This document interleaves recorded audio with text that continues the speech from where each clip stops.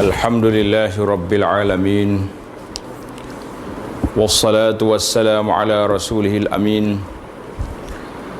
Nabiyyina Muhammadin wa ala alihi wa sahbihi wa man sar ala nahjihi wa ihtada bihadihi wa istanna bisunnatihi ila yaumiddin. Amma ba'd. Yang dihormati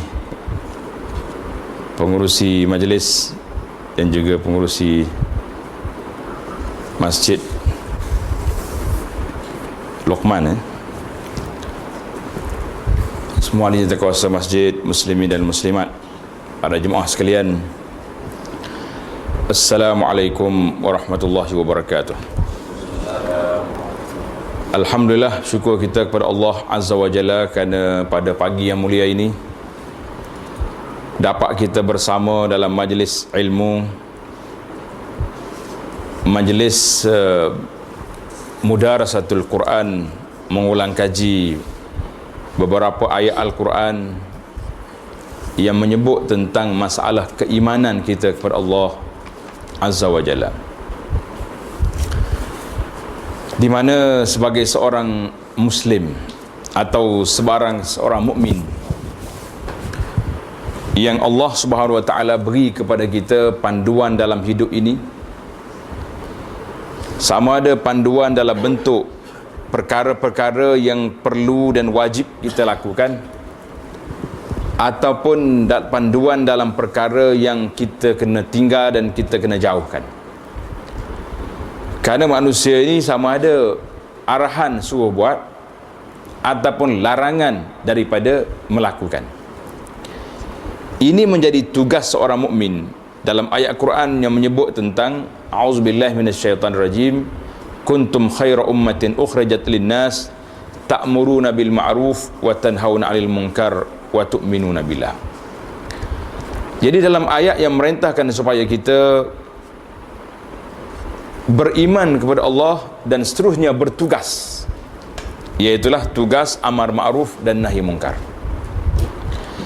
Kalau kita hidup atas dunia ini tidak melaksanakan dua tugas yang besar ini, maka terdapat beberapa ancaman daripada Allah Azza wa Jalla bahawa akan datang bala yang akan menimpa, dan apabila orang berdoa pada waktu itu fala yustajabu lahu, Allah Ta'ala tidak akan perkenankan doa, tidak akan dengar lagi kita punya rintihan. Maka menjadi kewajipan kepada kita berjalan seiring di antara arahan dan larangan. Tak boleh kata saya nak kerja untuk ajak orang baik saja, yang tak baik itu nanti dia hilang sendiri. Tak mungkin hilang sendiri. Kita yang kena buang kotoran-kotoran yang ada pada tubuh kita, pada pakaian kita, pada apa saja, kita yang basuh.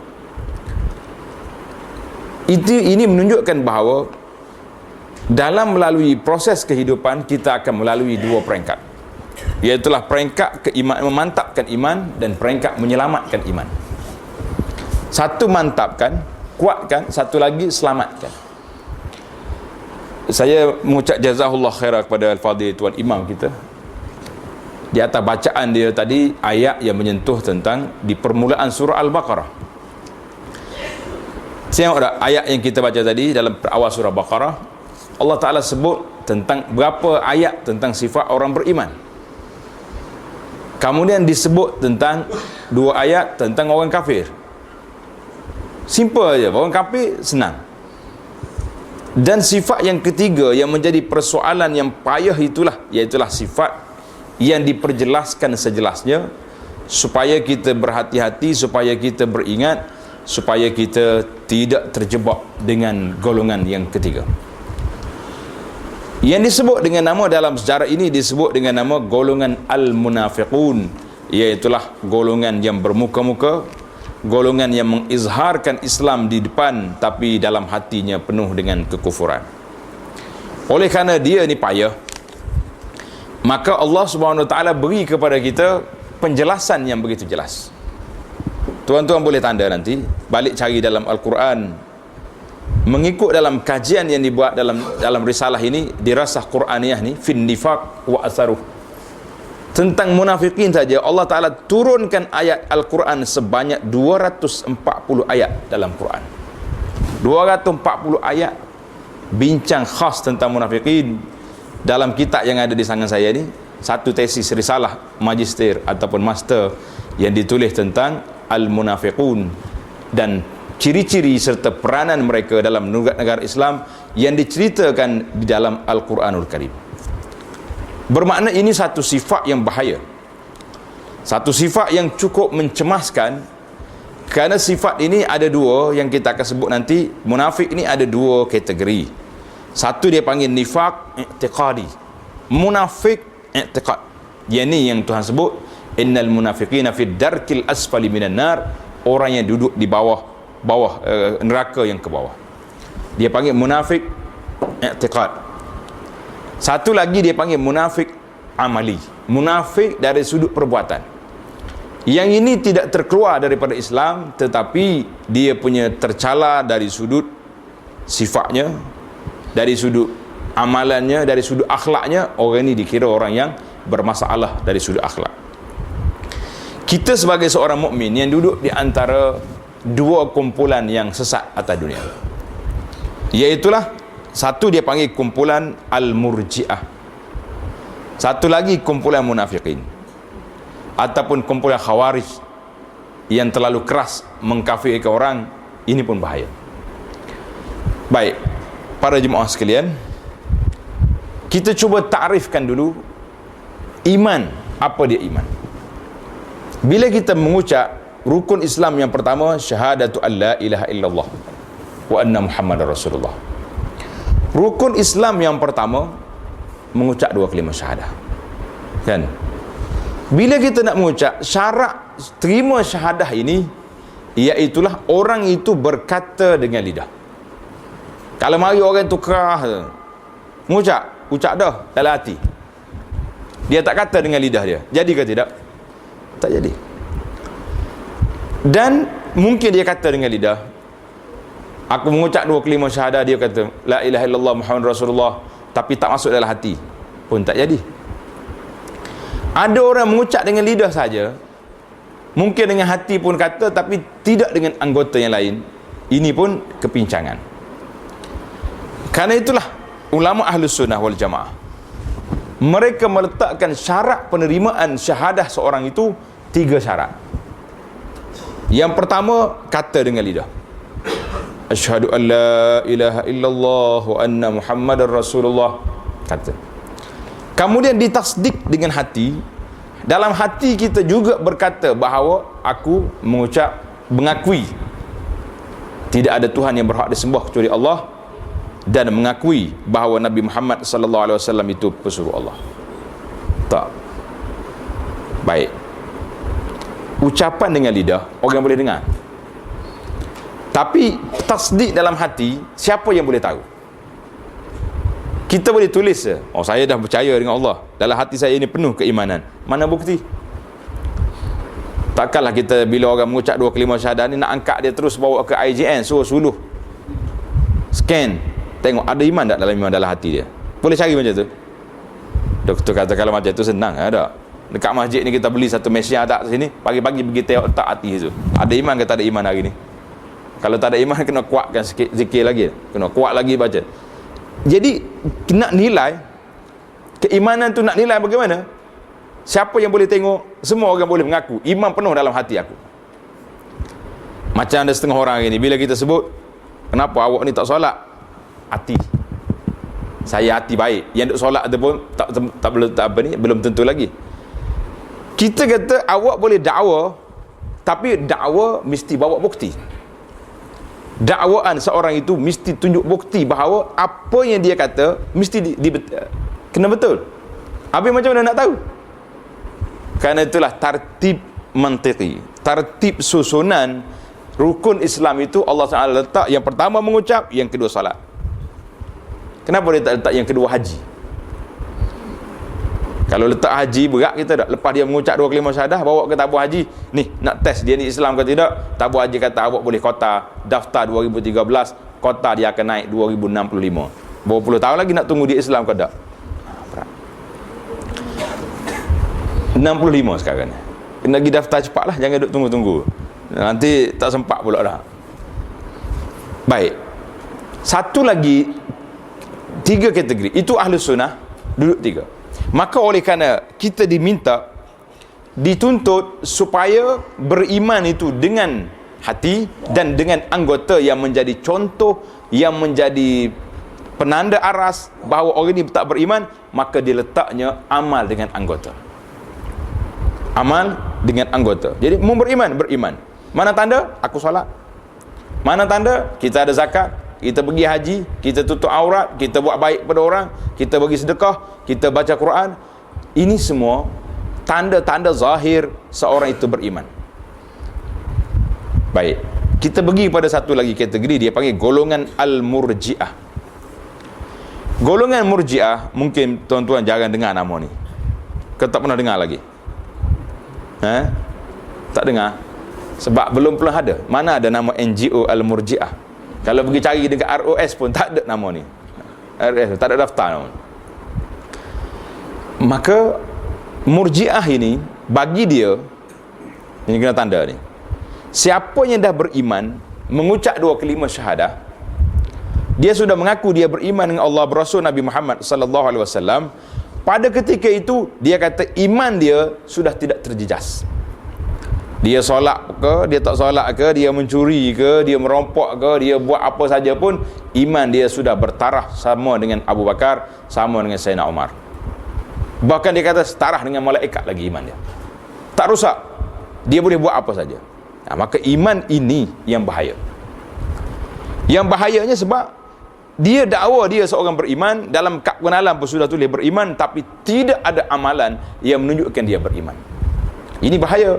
Nama dia golongan dalam bahasa kitab, dia panggil golongan Al-Murji'ah. Maknanya orang-orang yang menangguhkan amalan daripada iman. Jadi bagi dia amalan tak masuk, asal dia mengucap cukup. Ini yang jadi ramai hari ini. Kalau kita tanya mana-mana orang pun, dia kata iman dalam hati. Kenapa tak tutup aurat ni? Hati baik. Betul sungguh. Dia baca dalam hadis, Nabi kata al-imanu hahuna. Nabi tunjuk ke dada dia, iman di sini. Tapi di sini ni dianggap sebagai generator. Kalau elektrik kita tadi, tempat ibu sawat elektrik tu, habis macam mana kita nak tahu ada elektrik tak ada elektrik?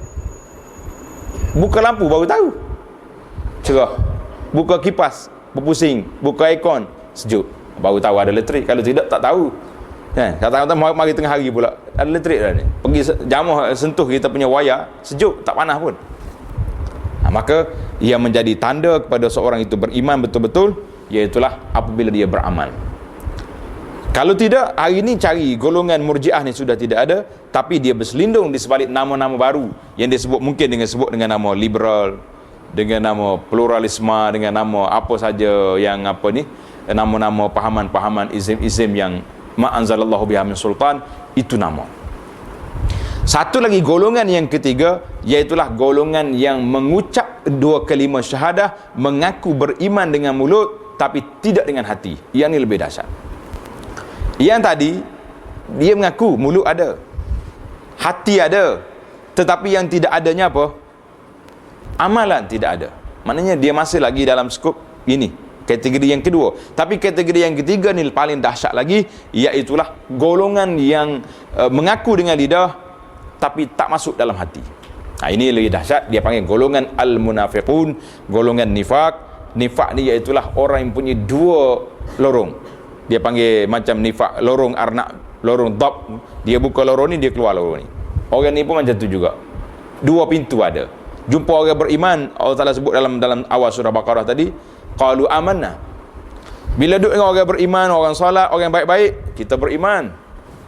Mungkin dia bercakap lebih kuat pada kita lagi dari sudut semangat dia kepada Islam. Tapi bila jumpa geng-geng dia yang perli kepada Islam, pagi sampai gelap duk kutuk Islam. Islam ni apa, tak adil. Kenapa macam ni? Macam-macam hari ni. Kan? Kita tengok hari ni orang yang banyak kita. Cuma kita kena bezakan di antara sifat munafiqin dengan orang munafik. Itu kena beza. Jangan tengok orang ni cakap pelawak, itu dia tu munafikin tu.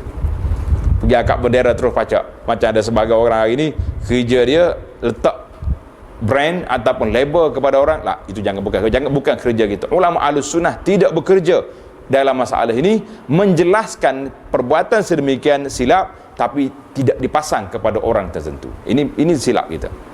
Sebab kalau kita nak jatuhkan hukuman, kita kena panggil orang tu dulu, tanya dia dulu, argue dengan dia, mana hujah awak, mana ni, barulah dijatuhkan hukuman sedemikian. Kerana itu dalam negara Islam tidak semudah-mudah.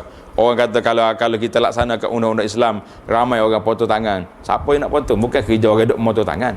Adakah kerja orang Islam ni, asal orang Islam tu kerja dia potong tangan gitu? Nak makan sup pergi sini sebab potong tangan? Tak. Sekarang ni orang pergi dengan Brunei pula, nak makan sup tangan pergi Brunei. Siapa suruh pergi Brunei? Potong tangan. Mungkin nak mencuri, naam, tunggulah tangan dipotong. Kalau kita pergi orang baik, siapa yang takut? Bahkan kita pula rasa lebih tenang, lebih aman sebab orang tak berani nak merompak, sebab hukuman sedang menunggu di hadapan dia. Subhanallah, orang yang kita akan tengok berapa 15-16 sifat munafikin yang Allah Ta'ala gambar dalam Al-Quran ini. Mudah-mudahan Allah Ta'ala selamatkan kita daripada perbuatan-perbuatan yang tersebut. Baik, para jemaah sekalian, itu 3 sifat sebagai mukaddimah untuk kita mengenali bahawa di dalam pegangan kita ini, kita nak ambil landasan yang tengah. Dia panggil Ahlus Sunnah wasatun bainal murji'ati wa bainah hadha. Ahlus Sunnah ini golongan yang sederhana, tidak melampau dalam segala perkara. Dalam masalah ibadat, dalam masalah pegangan, dalam masalah kita ni, kita duduk tengah-tengah, bahawa iman itu mesti berjalan di antara zahirnya dengan batinnya sama. Kalau kita tengok penyakit munafikin, nifak, kenapa sampai 240 ayat diturunkan dalam Quran membincangkan tentang tajuk khas tentang munafikin. Beberapa kitab risalah yang ditulis, dikumpul ayat-ayat tersebut nak bincang tentang kita. Kerana kalau kita lihat kronologi bila ketimbulnya munafikin, kita tengok dari sudut sejarah. Di zaman Nabi kita sallallahu alaihi wasallam duduk di zaman jahiliyah, terutama sekali setelah Nabi kita sallallahu alaihi wasallam duduk menerima wahyu di Makkah. Di Makkah, Nabi kita berdepan dengan satu golongan saja, nama dia golongan kufar Quraisy. Golongan kafir Quraisy. Golongan kafir Quraisy memang jahat. Mereka tidak beriman, menentang Nabi, menghina Rasulullah sallallahu alaihi wasallam dan menyekat jalan-jalan keimanan. Walaupun macam ni, tapi mereka mempunyai wajah satu je rupa dia. Apa dia? Kafir. Apa dia? Lawan Islam. Apa dia? Khianat kepada orang Islam. Jadi orang tahu siapa tu? Abu Jahal. Siapa tu? Uqbah. Siapa tu? Orang ni. Tahu lalu dah, orang jahat. Walaupun mereka begini, tapi dia duduk di atas landasan prinsip. Orang panggil berdepan secara anak jantan. Dia lawan. Jumpa dengan Nabi, tak ada kerja lain, kira lawannya. Sesat satu masalah, iaitulah masalah orang kafir dengan Islam. Tak ada lah. Bila Nabi kita sallallahu alaihi wasallam berhijrah ke Madinah, di Madinah Nabi kita sallallahu alaihi wasallam telah menerima satu negara yang baru, mengasaskan negara Islam dengan kekuasaan yang ada. Maka dengan kekuasaan, apabila Nabi kita berkuasa, timbul satu lagi golongan yang baru timbul, golongan-golongan yang jenih dalam hatinya sakit, iaitulah golongan yang tak berani nak lawan.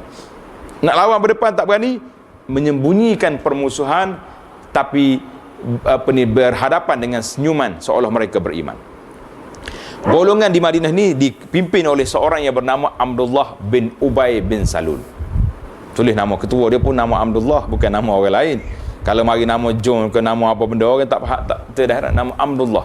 Sebab itulah para sahabat bila sebut nama dia ni, dia sebut nama terus Abdullah bin Ubay bin Salul ataupun Ibnu Salul. Senang macam tu.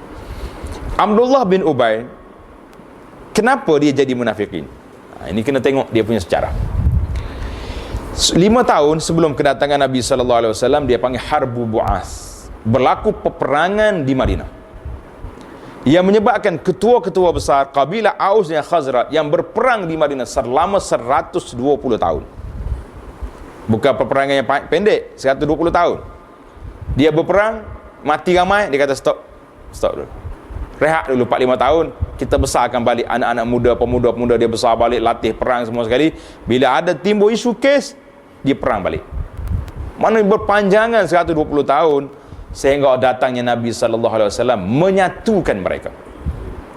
Jadi dalam peperangan akhir itu timbullah isu ramai pemimpin-pemimpin Madinah yang telah mati, maka orang yang akan ditabalkan, yang dijangka yang akan mengangkat sumpah sebagai pemimpin Madinah pada ketika itu, iaitulah Ibnu Salul, Abdullah bin Ubay bin Salul.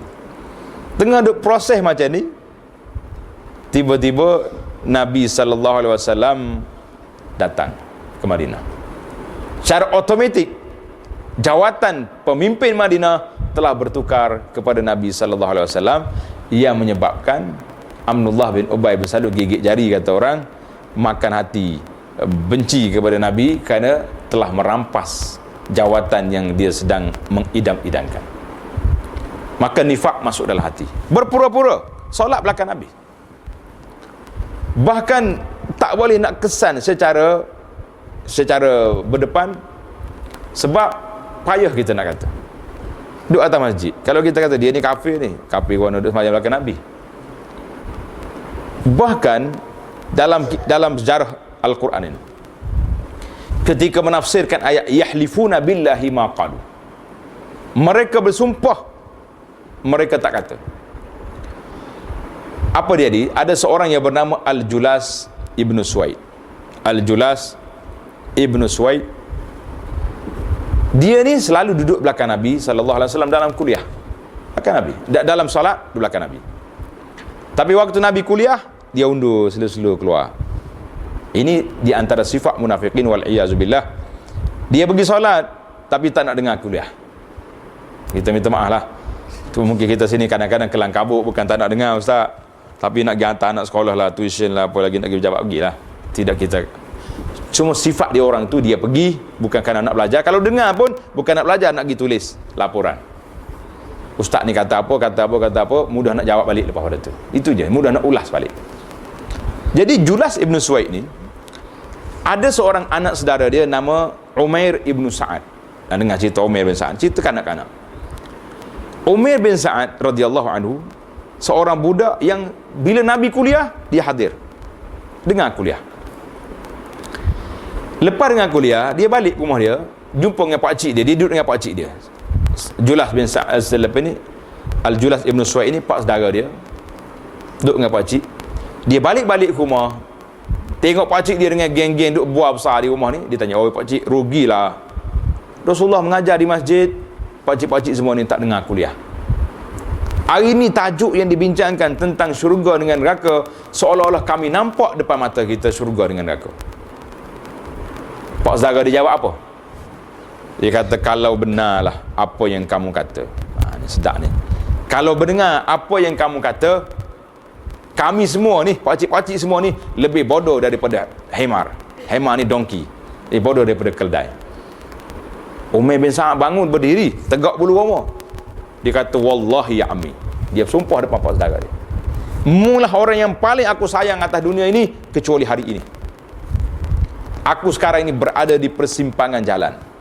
Sama ada aku menjadi pengkhianat, aku diam apa yang kamu cakap, atau aku pergi repot kepada Nabi SAW. Ada budak kuat akidah macam ni, boleh tegur pak saudara dia secara direct. Pakcik tu kata apa? Umair, engkau budak, siapa nak dengar cakap engkau? Pergi lah, pergi repot. Tengok, confident Julas dengan bin Suwaid ni. Confident sebab apa? Dia tahu dia duduk belakang Nabi solat. Serban dia mungkin lebih besar daripada serban Nabi lagi sallallahu alaihi wasallam, lebih besar lagi. Mari duduk sini. Dia tak pergi repot, nak tahu orang percaya tak percaya dengan kamu. Bila Umair bin Sa'ad pergi, Nabi sedang duduk cakap dengan sahabat-sahabat. Dia kata, ya Rasulullah, saya nak beritahu satu perkara. Dia cerita apa yang berlaku di rumah dia. Nabi tengok, sahabat-sahabat kata, ya Rasulullah, Julas duduk solat belakang Nabi. Ini budak, takkan kita nak terima laporan budak macam ni? Orang tak boleh terima. Tak logik dengan karakter ataupun penampilan yang ditunjuk oleh Al-Julas bin Suwaid. Tak pernah sabar. Maka bila Nabi tak dengar dia punya report, Umair bin Sa'ad bangun menangis, angkat tangan. Dia kata, ya Allah, tengok ni, anak-anak apabila diajak akidah, bukan macam anak kita hari ni dah duk mengajar main benda-benda yang tak pasal. Dia angkat tangan, ya Allah, in kuntu sadiqan fasaddiqni. Kalaulah laporan saya ini benar, ya Allah, tunjukkan kebenaran. Wa in kuntu kaziban, kalau saya dusta, dustalah apa laporan saya. Subhanallah. Bila dia berdoa, malaikat Jibril turun daripada langit, jumpa dengan Nabi sallallahu alaihi wasallam, baca ayat Quran, yahlifuna billahi ma qalu wa laqad qalu kalimatal kufri. Orang munafikin akan bersumpah, mereka tak kata, sedangkan yang keluar daripada mulut mereka perkataan-perkataan kufur yang boleh keluar daripada agama. Nabi kata, absyir ya Umair. Umair, kita ucap tahniah, Allah Ta'ala turunkan malaikat daripada langit menceritakan kebenaran awak. Pergi panggil pakcikmu. Belum sempat keluar masjid, Allah dah turun, dah benarkan dakwaan Umair bin Sa'ad ini. Pergi panggil masjid, pagi-pagi pakcik dia masuk masjid, Allahu Akbar, mari dengan mukanya senyum, mari dengan apa ni, mesra dengan orang, sampai dekat Nabi sallallahu alaihi wasallam, terus cakap dengan Nabi, ya Rasulullah, Umair ni budak kecil, apa benda yang kami tak ada masalah apa, bersumpah dia tak kata apa. Subhanallah, apa yang Allah cerita kepada Nabi tadi, yahlifun, mereka akan datang bersumpah, memang dia datang bersumpah sungguh. Nabi kata, ya Julas, bertaubat kepada Allah Ta'ala sekarang ini, kerana kamu memang telah turun ayat Quran yang menceritakan keadaan kamu. Ini bahayanya di dalam masyarakat Islam. Kalau kita tidak betulkan kefahaman masyarakat, tak semesti orang duduk dalam masjid itu selamat, kerana mereka juga datang, tapi iman dalam hati tidak penuh, tidak masuk. Sebab apa? Terhalang dengan sifat-sifat nifak yang tidak mempercayai Islam itu dengan sepenuhnya. Tak percaya dalam beberapa perkara, tapi tidak percaya dalam banyak hal. Inilah zahirnya munafikin. Ini yang pertama sekali yang zahir.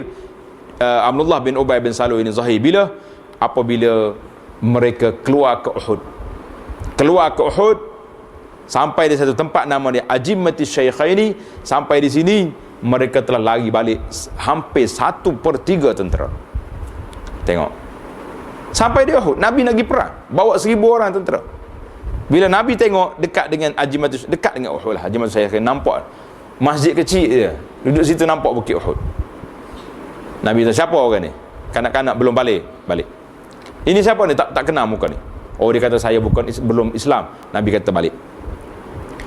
Akhir sekali Abdullah bin Ubay bin Salul ni telah lari balik bersama dengan pengikut-pengikutnya, hampir 300 orang. Tentera Islam ada 1,000, yang lari balik 300. Itulah pecahan yang pertama berlaku dalam sejarah Islam, bahawa orang munafikin ini telah ditunjukkan tembelangnya oleh Allah Azza wa Jalla ketika itu. Maka itu dalam perang Uhud. Mari pula perang Banil Mustalik. Mereka juga telah menimbulkan satu fitnah yang besar, iaitulah ketika mereka menuduh Nabi sallallahu alaihi wasallam, isteri Nabi Aisyah radhiyallahu anha dengan Safwan ibn al-Mu'attal, bahawa Aisyah telah buat satu perkara yang tak baik. Subhanallah, tuduh isteri Nabi yang Allah Ta'ala pilih dia jadi Ummul Mukminin, isteri kepada Rasulullah sallallahu alaihi wasallam, ibu kepada orang Islam. Mereka tuduh. Dalam perjalanan, dalam peperangan juga, mereka juga telah timbulkan isarul fitnah di antara Muhajirin dengan Ansar. Dan dalam peperangan Khandaq, apa yang mereka tak buat, dia telah ketuk pintu orang-orang Yahudi di Madinah supaya batal perjanjian dengan Nabi sallallahu alaihi wasallam. Dalam peperangan Tabuk, Nabi kita nak pergi ke Madinah, mereka duk buah besar. Dia kata apa? Dia kata, tengok tu, Muhammad sallallahu alaihi wasallam dengan geng-geng dia tu, besar perut saja, banyak makan ya pok dia, nak pergi lawan Rom. Tengok, bercakap. Bila dia orang bercakap, dia tak tahu wahyu dah sampai ke Nabi sallallahu alaihi wasallam. Mereka datang bergantung kepada tali unta Nabi. Nabi kata unta tak berhenti, jalan terus, tarik mereka ni atas batu. Kerana percakapan yang mereka cakap, perbuatan yang mereka lakukan ini sangat dahsyat di sisi Allah Azza wa Jalla. Kerana itulah kita tengok beberapa orang penyakit munafikin ini sangat menakutkan. Di antaranya hadis Nabi sallallahu alaihi wasallam, Nabi kata, akhwafu ma akhafu alaikum ba'di kullu munafiq alimul lisan. Yang aku bimbang ke atas umat aku ini, kata Nabi sallallahu alaihi wasallam, akan lahir golongan munafikin yang lidahnya manis. Kalau mari bercakap tentang Islam, derah dia pada kita. Kalau waktu takbir tu boleh jadi dia lah paling kuat takbir, duduk depan sekali buat takbir. Tapi lepas pada takbir, dia kata buat waktu karut je tu. Sambil sudah cakap, sudah takbir kuat-kuat, pergi duk hina pula orang yang sama. Allahu Akbar. Kita lihat berkata Imam Al-Hasanul Basri rahimahullah, dia kata apa? Wallahi ma madha mu'min qattu. Tidak ada orang mukmin di zaman dulu, zaman sahabat, di zaman tabi'in sebagaimana zaman Hasan Basri ini, tidak ada seorang mukmin yang betul-betul beriman kecuali mereka akan bimbang dalam hati mereka ini, takut-takut ada sifat munafikin. Subhanallah. Kalau orang rasa saya tak ada munafik, saya duduk semayang lagi, orang yang confident dengan iman dia itu, wala baqiya illa min huwa minan nifaq, amin. Orang yang rasa dia ni aman daripada sifat munafik, maka itu orang mukmin. Kata Hasan Basri, man lam yakhafin an-nifaq fa huwa munafik. Orang beriman takut kepada munafik, takut pada sifat nifaq. Orang yang munafik sendiri dia tak takut. Kata di Ibnu Abi Mulaikah, seorang sahabat, seorang ulama tabi'in, dia kata apa? Adraktu salasina min ashabi Rasulillah. Aku bertemu dengan 30 orang sahabat Nabi. Berapa orang ni jumpa? 30 orang sahabat Nabi sallallahu alaihi wasallam wa radhiya anhum. 30 orang ni qad syahidu badran, yang telah menyertai peperangan Badar. Kulluhum yakhafun nifaq ala nafsihi. Semuanya bimbang, takut-takut ada sifat munafikin dalam diri dia. Subhanallah. Jadi kita kena cek hari ni.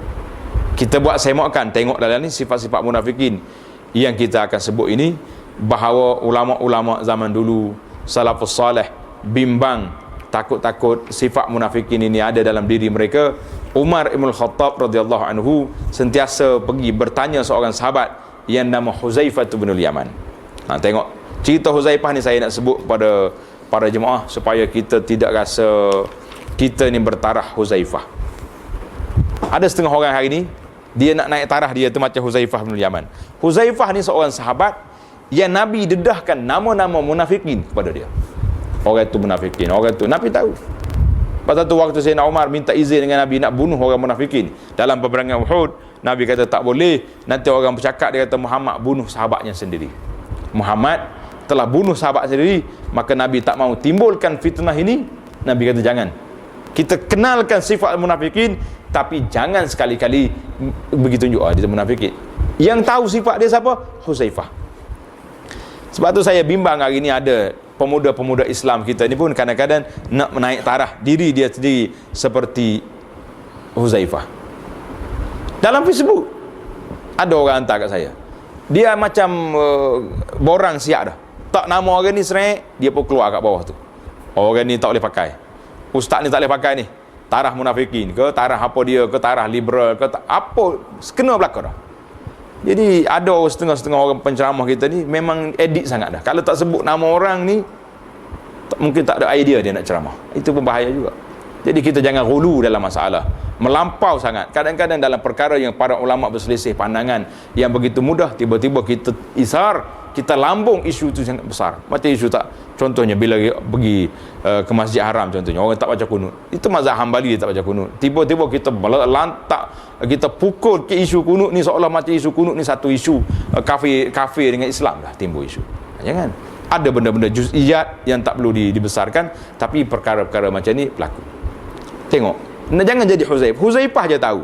Para sahabat, di antaranya Sayyidina Umar bin Khattab radhiyallahu anhu sendiri sentiasa pergi jumpa dengan Huzaifah radhiyallahu anhu. Dia tanya, ya Huzaifah, adakah Umar bin Al-Khattab ini termasuk dalam senarai munafikin? Umar, syaitan lari kalau tengok Umar lalu kot ni. Pergi tanya Huzaifah, Huzaifah, Umar ni ada senarai ke tak senarai? Subhanallah. Iman yang begitu mantap, orang yang iman yang begitu kuat, takut kepada sifat munafikin. Kita yang iman kita ni insya-Allah kuatlah dengan cara kita ni. Kadang-kadang kita rasa relax ya dengan sifat-sifat munafikin. Tak, jangan. Baik para jemaah sekalian, timbulnya syubhat munafikin ini ada dua sebab timbul. Yang tadi saya sebut dah, dalam isu dari segi kronologi timbulnya, iaitulah setelah Nabi kita berada di Madinah. Jadi penyakit yang menimbulkan munafik ini dia panggil maradul qalbi, penyakit yang timbul dalam hati manusia. Dia panggil penyakit hati. Pasal itulah ahli-ahli pemikir kata sakit hati payah nak ubat. Tapi kalau hati sakit mudah ubat. Betul ke salah? Cuba fikir sikit. Hati sakit senang, kita bawa pergi hospital, doktor kata tak boleh pakai dah hati ni, boleh tukar lain tak? Boleh potong, tukar lain. Kalau hati dia rosak boleh pinjam, minta dengan orang sedekah, tepek situ. Betul tak betul? Boleh tukar. Tambah lain. Tambah lain. Yang penting boleh ubat. Tapi kalau sakit hati, macam mana nak ubat? Aku sakit hati dengan orang tu. Sudah. Ini ubat sakit hati ni iaitulah tak boleh nak pergi ke lain. Ubat dengan hati kita bahawa dendam dengan orang pasal Nabi kita larang daripada marah dengan orang, larang daripada sifat dengki, larang daripada sifat. Jadi semua ni sakit hati. Maka berpunca sakit hati ni duduk mari daripada mana? Iaitulah dia panggil, satu dia panggil asyubuhat. Berpunca daripada syubhat, iaitulah kesamaran, keraguan yang ditimbul oleh orang. Betul ke beriman? Betul ke ada Tuhan? Syubhat yang paling tinggi sekali yang dimain oleh syaitan, dia panggil was-was syaitan, syubhat. Syaitan dia mari. Dia kata, siapa dia jadi bukit ni? Allah. Kita boleh jawab Allah. Siapa jadi langit? Allah. Siapa jadi bumi? Allah. Tanya semua Allah lah kau jawab. Akhir sekali dia akan tanya dengan kita, siapa jadi Allah? Nabi kata, kalau sampai peringkat ini, falyata'awwaz billah, naklah dia terus auzubillah minasyaitanir rajim. Ini permainan syaitan. Syaitan kosek sikit-sikit dia masuk. Itu dari sudut akidah. Mungkin dari sudut ibadat dia datang. Sah ke tak sah ibadat awak tadi? Mau ambil air semayang sah ke tak sah? Mana tak sahnya? Ambil dengan air. Betul? Ambil kat mana? Dalam tanda. Mungkin terpecik air yang kotor masuk. Tengok, mari. Sikit demi sikit. Naik peringkat tinggi lagi. Air ni nak ambil wuduk mesti air mutlak. Air yang dalam paip ni dah masuk klorin, masuk ni. Naik waswah. Naik darjat yang kedua. Akhir sekali air pun tak nak guna dah. Pergi gali telaga sendiri pula buat air. Bila tak jumpa air telaga, aku taklah ambil wuduk sebab air ni sudah campur. Tak solat dia akhir. So, tinggi tak tinggi darjat syaitan?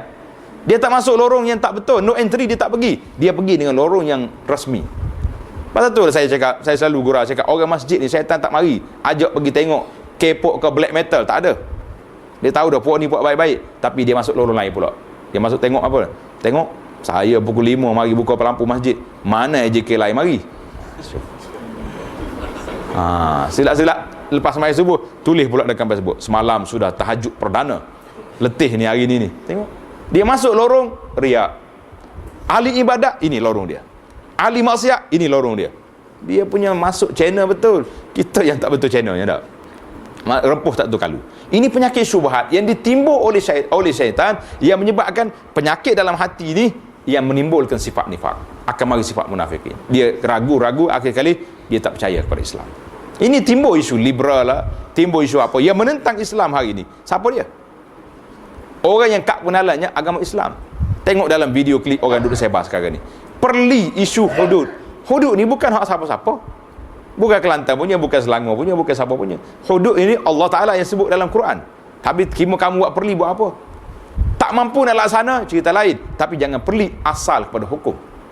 Mana ada dalam Islam ini, mana ada dalam dunia ini tak adil, zalim, potong tangan orang. Siapa suruh potong?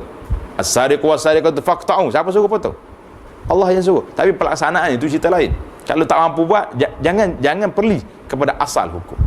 Subhanallah. Kalian tengok. Itu penyakit syubhat. Satu lagi penyakit yang menyebabkan hati kita sakit, dia panggil maradus syahwat, penyakit yang timbul daripada syahwat. Syahwat ni pun daripada diri kita sendiri dah, dalam nafsu kita sendiri yang buat daripada ini. Maka para jemaah sekalian, kita belajar di sini nifak ada beberapa jenis. Yang pertama sekali, yang paling bahaya sekali, iaitulah penyakit munafik yang mengeluarkan seorang itu daripada Islam. Sebagaimana Tuhan sebut dalam Quran, ayat-ayat Quran yang menyebut tentang nifaq, fi qulubihim maradun fazadahumullahu marada. Fazadahumullah marada.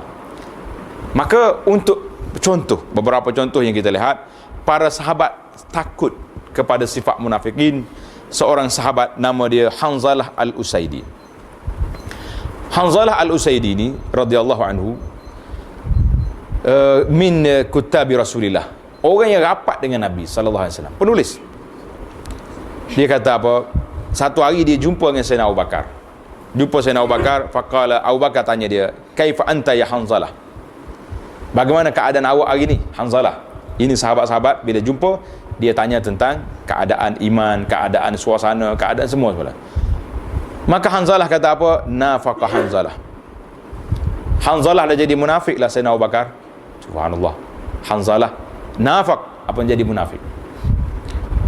Qala subhanallah. Abu Bakar terkejut. Subhanallah. Ma taqul? Apa yang awak cakap ni Hanzalah? Dia kata, macam mana tak munafik ya Abu Bakar? Kami ketika berada dekat Nabi sallallahu alaihi wasallam, Rasulullah sebut tentang neraka, tentang syurga, kami belajar seolah-olah kami nampak syurga depan mata kita, kuat ibadat. Bila sebut neraka, kami takut pada neraka ni, lari kita daripada api neraka. Fa iza kharajna, bila kami balik keluar daripada majlis Rasulullah sallallahu alaihi wasallam, afasnal azwaj wal aulad, kita duk sibuk dengan isteri kita, duk leka dengan main dengan anak-anak, duk leka dengan harta-harta, fanasina kasiran, banyak dah kita tak ingat pesanan Nabi sallallahu alaihi wasallam. Kata Sayyidina Abu Bakar, "Wallahi." Abu Bakar kata, kalau macam ni berat, saya macam tu juga, dekat Nabi menangis kita dengan kuliah. Bila balik rumah, duduk dengan isteri kita, kita suka, kita gembira. Kata Bakar, Hanzalah, Nabi kita sallallahu alaihi wasallam pergi dengan Hanzalah jumpa Nabi sallallahu alaihi wasallam. Dia sedaklah dia ada Nabi. Terus pergi tanya Rasulullah, "Ya Rasulullah, nafaqa Hanzalah." Hanzalah munafiklah Rasulullah. Subhanallah. Mari mengadu ke Nabi. Nabi kata, "Wa mazak?" Apa benda mu ni? Tiba-tiba yang mari mengaku jadi munafik. Abu Bakar pun cerita dia. Cerita apa yang keluhan Hanzalah ini. Kata Nabi sallallahu alaihi wasallam, "Wallazi nafsi biyadihi." Nabi kata, demi jiwa aku di tangan Tuhan, in law tadumun ala ma takunun indi wa fi zikri, kalaulah perasaan kamu ini bimbang nak jaga iman kamu ni seperti kamu duduk dengan dekat aku, takut pada syurga, takut pada neraka ni berterusan, dan senantiasa berzikir pada Allah, la safahatkumul malaikatu ala furushikum wa fi turuqikum. Nabi kata, nescaya malaikat akan datang bersalam dengan kamu di tengah jalan kamu dan di rumah kamu. Walakin ya Hanzalah sa'atan wa sa'ah. Nabi kata, Hanzalah, masa kita hidup ni ada masa suka, ada masa kita ketawa, ada masa kita menangis, ada kan masa kita buat kerja, tapi jangan terlupa, jangan leka, jangan lalai. Ini Islam ajar kepada kita wasati, bersederhana dalam isu ini. Sebab kalau kita tidak sederhana dalam masalah ini, kita akan jadi masalah yang berat. Itu munafik yang bahaya sekali, munafik i'tiqad. Di luar aja Islam, tapi dalamnya kafir, tak beriman. Yang kedua dia panggil munafik amali. Munafik amali ini tidak keluar daripada Islam, tapi orang ini duduk dalam keadaan bahaya. Nabi kita sallallahu alaihi wasallam sebut dalam hadis, arba'un man kunna fihi kana munafiqan khalisan. Ada 4 sifat. Siapa dia buat 4 perkara ini, maka dia munafik tulen dari sudut amalannya. Apa dia? Yang pertama, kena tanda ni, iza tumina khana. Bila orang bagi amanah, kita khianat. Orang bagi amanah ni, duit banyak saya, pemegang amanah saya sekarang, kan? Tapi tak ada orang, dia pecah amanah, dia buat lari duit, dia macam-macam dia buat. Wa iza haddasa kazab. Apabila bercakap, dusta. Ini sifat munafik. Kita ini ada dusta, tak ada dusta?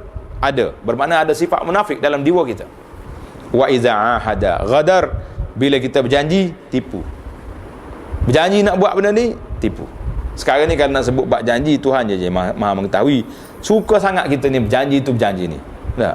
Kontrak tu kontrak ni, tapi tak buat apa. Nak buat rumah, nak buat bangunan, buat apa, runtuh sana sini. Sebab apa? Ghadar, nipu. Patuk besi yang letak besar ni, kita tukar besar ni, semata-mata kerana nak untuk. Wa iza khasama fajar. Bila dia berbantah dengan orang, dia jahat. Dia nak menang je, bukan nak cari kebenaran. Hadis ni jelas dalam Bukhari. Nabi kita sallallahu alaihi wasallam telah menyebut 4 perkara.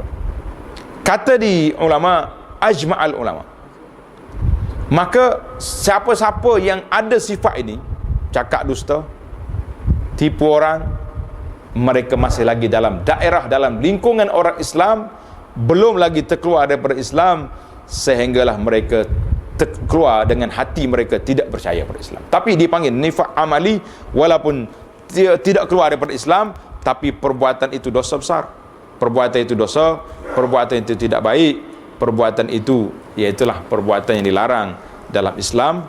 Ini dia panggil nifak dari sudut amali. Maka kita fahamlah nifak ini ada dua jenis. Satu dia panggil nifak i'tiqad, satu lagi nifak amali, yang disebut dalam hadis-hadis Nabi sallallahu alaihi wasallam. Sekarang ni kita pindah secara ringkasnya sifat-sifat yang menjadi ciri-ciri istimewa kepada munafik. Apa dia sifat dia? Dalam Quran sebut ada 4-15 sifat. Kita cuba ambil setakat masa yang ada depan kita ni, insya-Allah. Yang pertama, mendakwa beriman kaziban, tapi dusta. Allah gambarkan dalam surah Al-Baqarah yang kita baca tadi, wa minan nasi man yaqulu amanna billah wa bil yaumil akhir wa ma hum bimumin. Ada di kalangan orang ini mengaku beriman pada Allah. Jadi ulama tafsir kata apa? Wa minan nas ay humul munafiqun, iaitulah orang-orang munafik mengaku beriman dengan Allah, dengan hari akhirat, wa ma hum dia tidak beriman. Nampak beriman, sekali-sekala nampak muncul di masjid, sekali-sekala nampak muncul di tempat-tempat keramaian, majlis-majlis rasmi ada, tapi lepas pada itu hilang, tak ada. Ini yang kita bimbang. Sifat yang pertama munafikin ini, iaitulah mengaku beriman tapi dia tidak beriman. Ini sifat yang pertama. Dalam Quran panjanglah cerita ni. Tuan-tuan boleh tadabbur balik, nanti balik buka kitab tafsirul Quran, buka dalam kitab kita, iaitulah dalam surah Al-Baqarah, awal ayat Baqarah.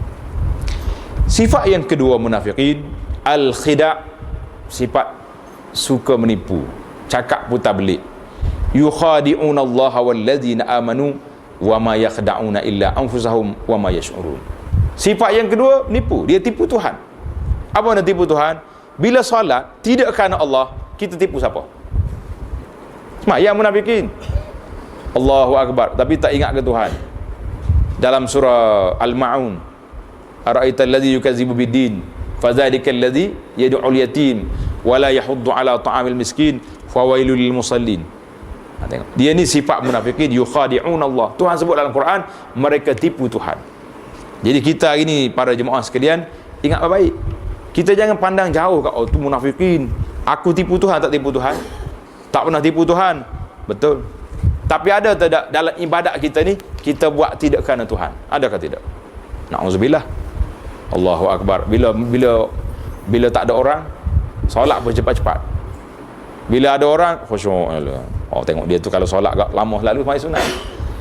Kita jangan, ada orang kata ada orang, tu ya sembahyang sunat, standard yang kita biasa. Jangan tipu. Patut tak ada orang, lagi panjang kita solat. Bila ada orang, lagi pendek. Berapa ramai ulama-ulama salaf, dia duduk solat malam. Solat malam, bila dia tengok ada orang masuk dalam rumah dia, terus tidur. Keroh, tidur. Subhanallah, dia kata dia ni. Tak nak tunjuk dengan orang yang dia tu beribadat pada waktu malam. Nak tunjuk dia tidur, dia tak nak tunjuk dengan orang. Ya, itu zaman dulu. Zaman sekarang ni saya tengok masih ada lagi tuan-tuan guru kita, syekh-syekh kita yang warak, yang alim macam ni, masih wujud. Bila orang tengok dia, senyap, tak ada. Pasal itulah kita ni kan lagi orang tengok, oh kuat, angkat lagi tinggi, angkat dia punya zikir. Tama-tama kalau beli alat zikir yang bunyi pula tu, ketuk-ketak tu. Minta maaf lah kalau ada dalam poket tu, jangan keluarlah sembunyi sekejap. Nak tunjukkan siapa? Sekarang ni dah ada digital tu, tak bunyi lebih baik, lebih senang. Setengah orang tu pakai sini, pakai cincin dia punya nak tunjuk dia untuk ibadat. Janganlah letak dalam poket kalau senyap-senyap.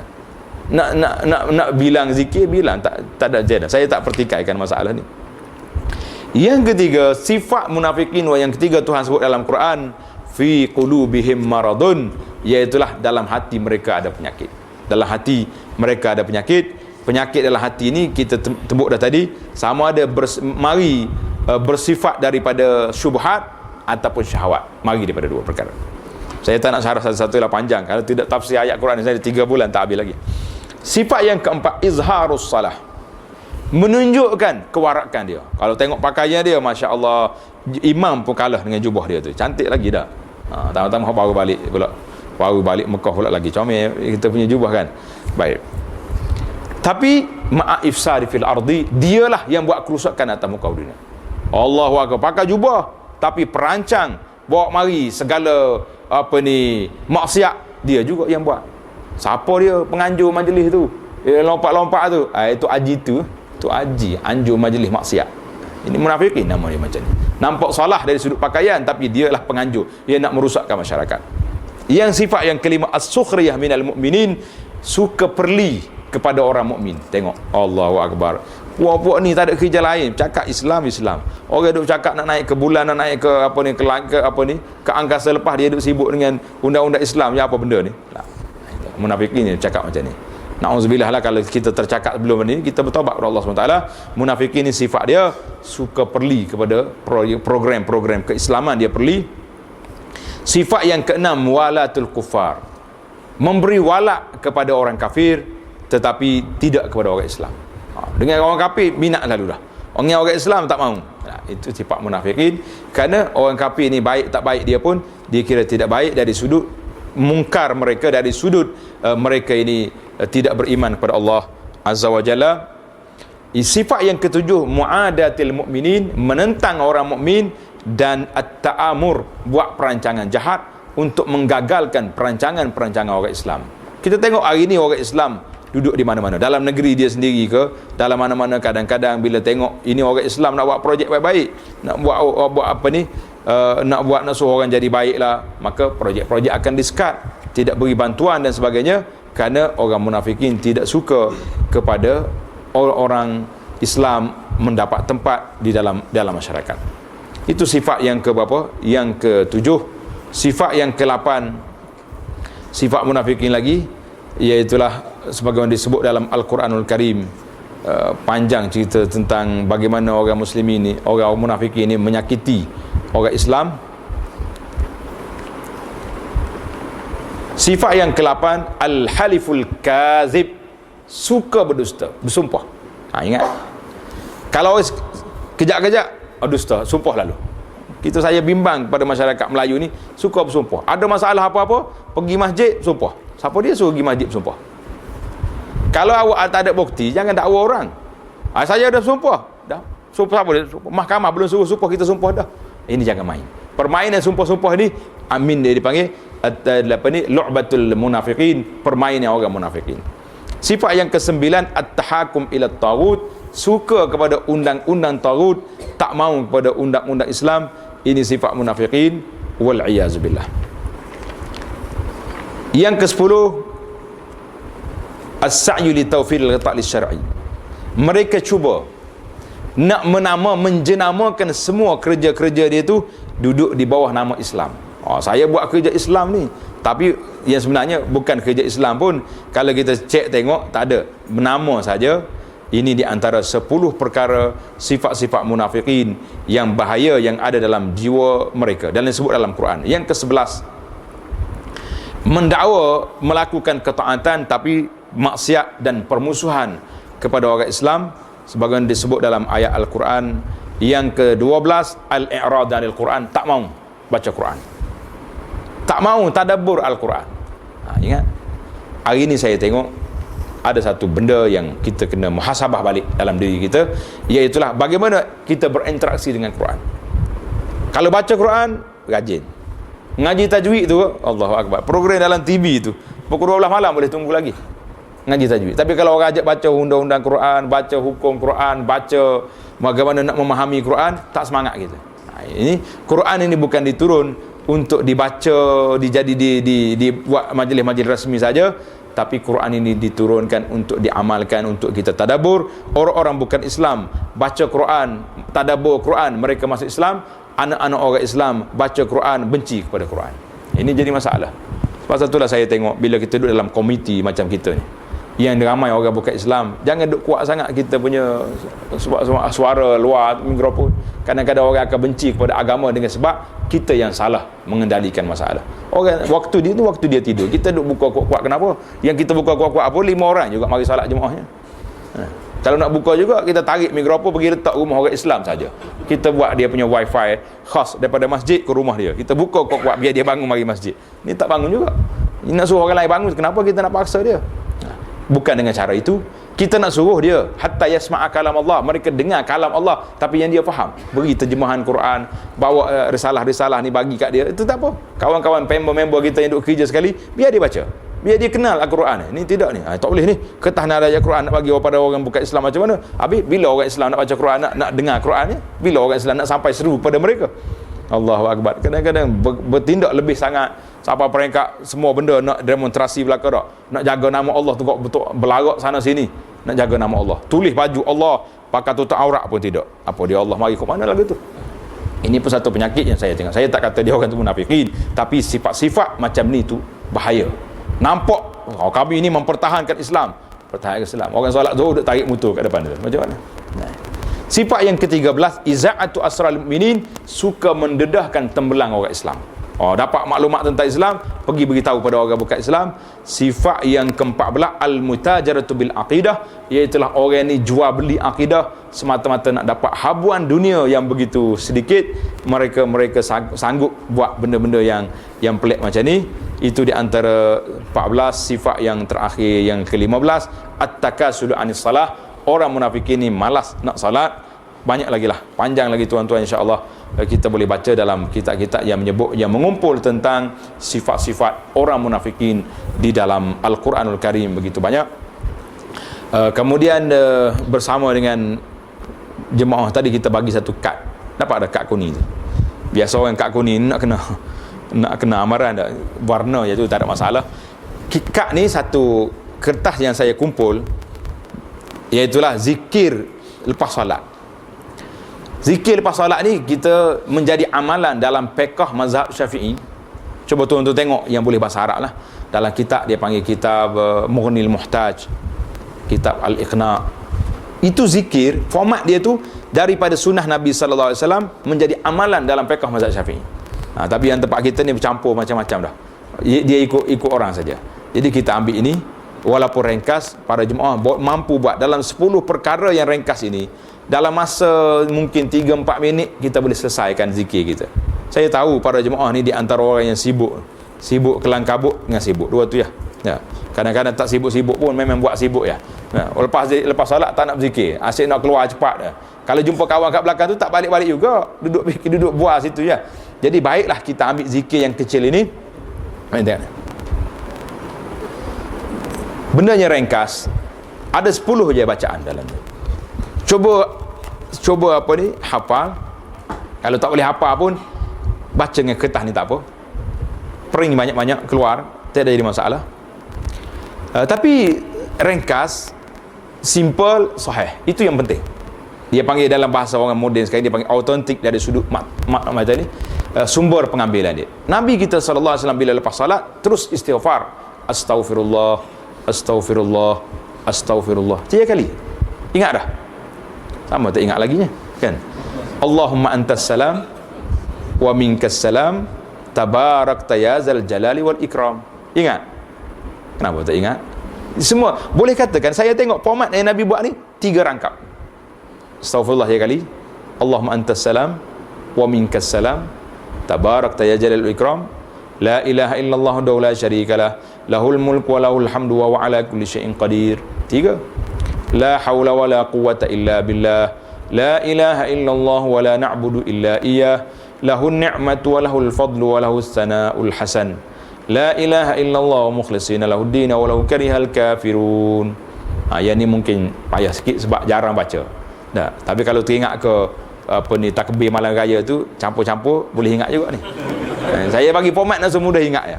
Simple tapi mudah. Macam mana kita nak ingat? Jangan kata payah ustaz ni. Allahumma la mani'a lima a'tait wa la mu'tiya lima mana' wa la yanfa'u zal jadd minkal jaddu. 3 juga. Jadi mudah. Allahumma inni ala zikrika wa syukrika wa husni ibadatik. 3 perkara yang kita minta. Kemudian yang ni kalau lepas salat subuh kita baca la ilaha illallah wa la syarikalah, lahul mulku wa lahul hamdu yuhyi wa yumit. Ada tambah yuhyi wa yumit, wa huwa ala kulli syai'in qadir. Ini baca 10 kali lepas subuh. Ada setengah riwayat mengatakan sebelum kita ubah kaki kita, mana masih lagi dalam tahiyat akhir tu, duduk situ, jangan duduk cari tiang lagi. Setengah orang ni suka bangun pergi cari duduk stay situ, baca sampai 10 kali habis, Baru kalau nak pergi. Kalau tak nak pergi, duduk situ lagi. Nah. Kecuali imam lepas tu kena pusing ke tengok makmum ke belakang. Kemudian kalau lepas salat subuh, ini cantik ni, doa penerang hati ni kita baca, Allahumma inni as'aluka ilman nafi'a wa rizqan tayyiba wa amalan mutaqabbala. Boleh baca ni. Ia ni tak kira lah doa lepas subuh, lepas solat ke, kalau waktu muslimah tak solat pun dia boleh baca. Kalau boleh ajar kepada anak-anak sebelum turun nak pergi sekolah tu baca. Ini doa penerang hati, barulah tak kelang kabut. Kalau tidak ni saya tengok dalam gambar yang orang hantar banyak macam-macam. Sekolah ni bila nak solat hajat UPSR ke SPM ke, siap dengan botol air lagi, dengan pensel lagi, dengan semua bawa belakang. Nak suruh imam tiup kat pensel tu. Kononnya senang kan. Kalau budak tu tidur pun pensel tu dia jawab lah, senang lah. Saya tengah duduk proses sekarang ni produk ni. Kalau berjaya lah, senang lah. Sikit lagi kita keluar pensel Abu Anas. Semua orang nak dapat 5A beli je pensel tu. RM50 pun orang beli sebab 5A punya pasar kan. Jadi tak adalah. Inilah 5A kita ni.